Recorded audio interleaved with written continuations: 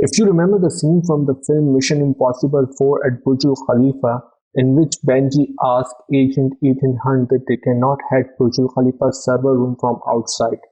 The only way to reach the server room is by climbing over the walls of Burj and placing some hardware that contains malware and inserting it into the server.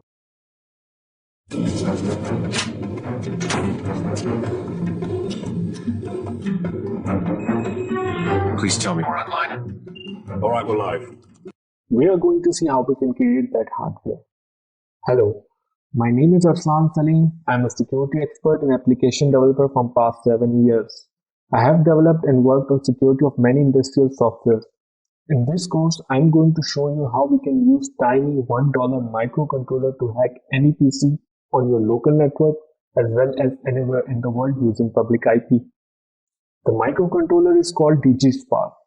DigiSpark is a 80 tiny base microcontroller. It's like Arduino but smaller in size and much more powerful in terms of hacking.